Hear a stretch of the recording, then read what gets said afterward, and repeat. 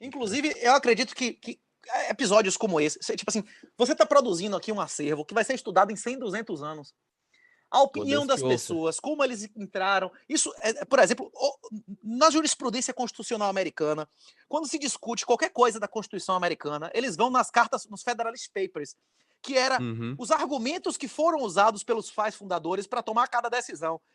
Episódios do Bitcoinheiros, episódios como esse seu aqui, que hoje em dia pode ter tem pouca demanda, vai ser objeto de mestrado, doutorado, de discussão pública em tribunal, na justiça privada, daqui a 100, 200 anos, o cara vai discutir, não, mas qual era a intenção original dos pais da nossa monarquia superior, né, da aristocracia suprema, da justiça privada. Aí eles vão vir nesse tipo de material aqui para saber a opinião dos caras que fundaram a nova justiça, o novo direito, o novo dinheiro, né? Como hoje, antigamente você vê, por exemplo, o Twitter do Fraga, bicho, tinha 10 vezes menos seguidor do que muita pessoa aí, porra, bitcoinheiro, até menina que fica botando foto, adolescente de classe média, que bota foto sensual aí no Instagram, tem mais seguidor do que Fraga tinha. Fraga, não tem um post de Fraga que tem 500 curtidas, porra. Era tudo 30, 20, e a maioria das pessoas que iam lá é pra sacanear o cara. Você vai dizer que ele não influenciou? Hoje em dia, a gente tá chegando numa fase que popularidade não é sinônimo de capacidade de influenciar, nem de mudar nada, né? Muitas vezes você, sendo rechaçado, você influenciando pouquíssimas pessoas, você muda a história da humanidade, né? Exatamente. E tem essa coisa de que você pode estar produzindo um conteúdo hoje que, na verdade, só vai bombar mesmo daqui 5 anos, né?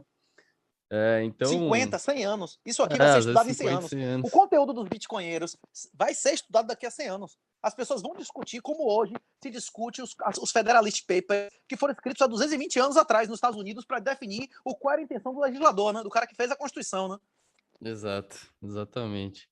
Bom, mas para começar, aqui no 21 milhões, a gente sempre começa conversando um pouco sobre a história aí do convidado, então eu queria que você pudesse me contar.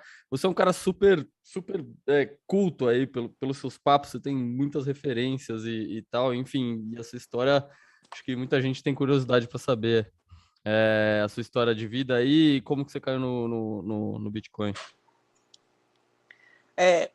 Eu percebi o juro negativo, o Bitcoin, ele existe através de uma soma de diversas tecnologias, mas ele bombou, ele se tornou significante por causa da questão do juro negativo. Todo poder que é dado, o poder absoluto corrompe absolutamente.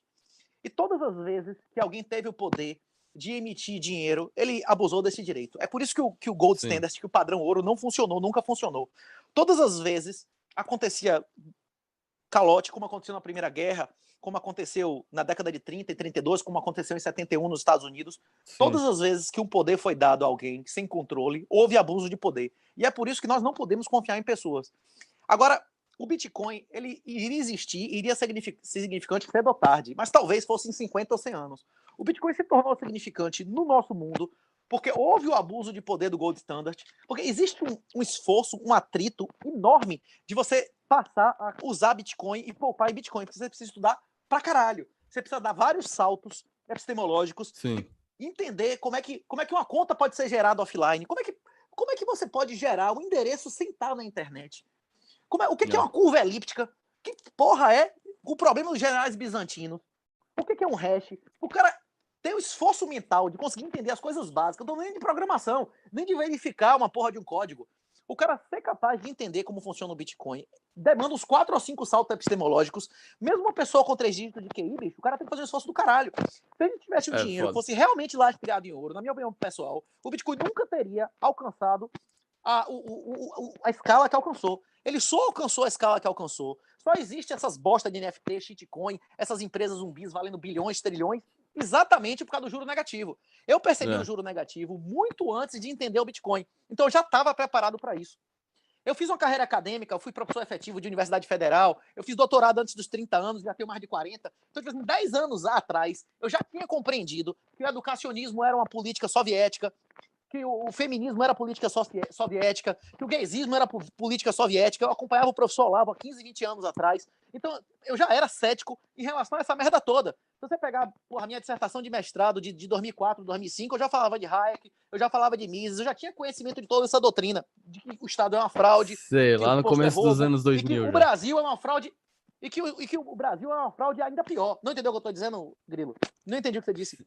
Não. Eu tô dizendo que já em começo dos anos 2000 você já tava referenciando Mises e Hayek. Não, eu já tinha conhecimento desses caras, porra, no século passado. Eu já sabia que existia.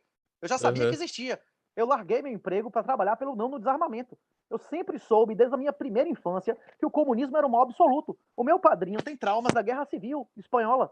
Tipo assim, eu tive contato com pessoas que me pegaram no colo com 5 ou 6 anos, me dizendo, eu tive contato com chineses que se fuderam. Eu fui no Vale do Silício quando eu tinha 15, 16 anos, conversei com boats people, gente que fugiu do Vietnã de barco, e 2/3 de quem fugiu morreu no mar.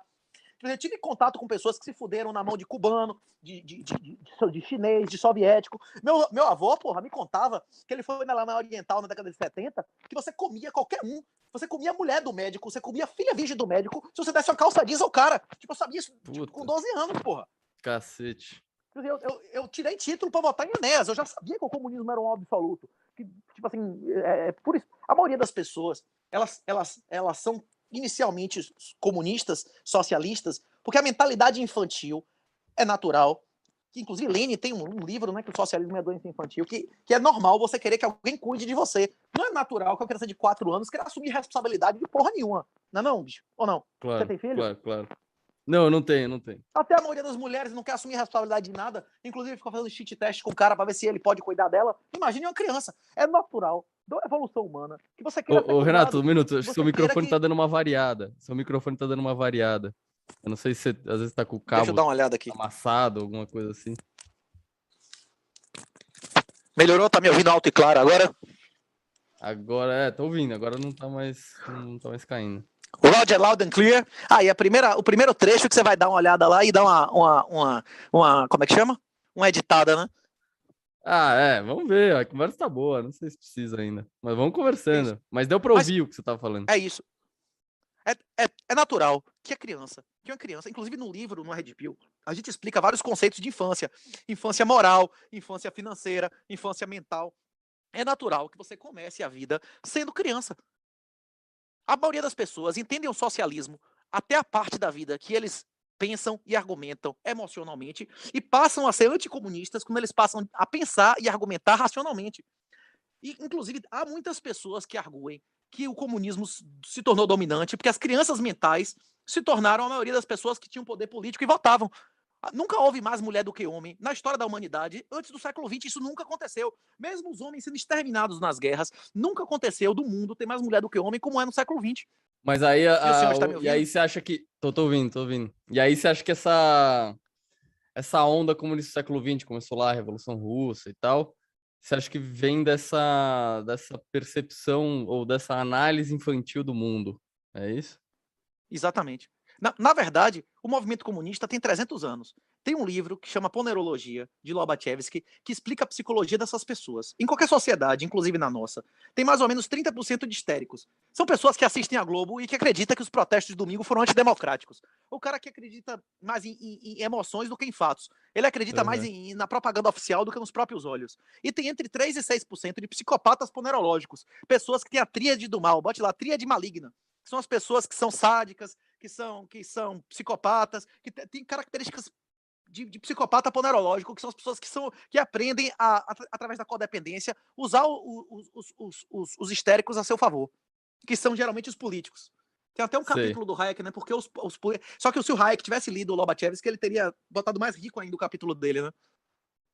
Pô, legal essa referência. Como chama? Lobachevsky, que é o nome do Isso. autor? Não, do autor. O nome do livro é Ponerologia Política. Ele é um psiquiatra, é uma área psiquiátrica que estuda a psicologia dos comunistas, tanto dos dirigentes quanto dos seguidores. E as pessoas que são sãs mentais ou fogem ou morrem. Por isso, todo país que entra o comunismo morre 20% ou foge. Porque as pessoas que são sãs mentalmente não aceitam aquilo e caem fora, que é o que está acontecendo hoje no Brasil. Todos os E meus melhores alunos, eu dei aula há 5 ou 6 anos. Todos os meus melhores alunos, professores e colegas caíram fora do país. Os bandidos, hoje em dia, são os professores. Os piores, moralmente, intelectualmente e tal, são os caras que fizeram doutorado, estão dando aula exatamente. Que são juízes, promotores, estão em posição de destaque. Eu queria saber de você qual que é a sua perspectiva Enfim, pelo que você está falando, a perspectiva do que vai acontecer com o Brasil daqui para frente, ainda mais com uma hiperbitcoinização e tal, não é um cenário muito otimista, né? Eu queria saber o que você vê que vai acontecer e se você tem algum plano aí para fugir do Ó, país, sei lá. Grilo, todos os países, depois existe um negócio chamado janela demográfica. Todos os países Uhum, têm o seu pico econômico no pico da sua janela demográfica. Quando tem mais adulto, para menos criança e velho. Isso é uma questão uhum, lógica, né? Independente da sim, política de Estado, quando você tem mais gente trabalhando do que não trabalhando, tem mais poupança e investimento. Isso é coisa lógica, né? sim. O pico demográfico dos 500 anos foi entre 2010 e 2020, que foi um período que o Brasil caiu mais de 50%. Se o Brasil subir hoje, aumentar em 50% o PIB, a gente não se recupera do que era em 2011. Então, a É. tendência é que o Brasil experimente o que a Espanha experimentou em 98, a partir de agora, e o que o Japão experimentou em 89. O valor nominal dos imóveis no Japão nunca voltou ao valor de 1989. O valor nominal dos imóveis na Espanha nunca voltou ao valor nominal de 1998. Eu acredito que a população do Brasil vai começar a diminuir dentro de 10 anos.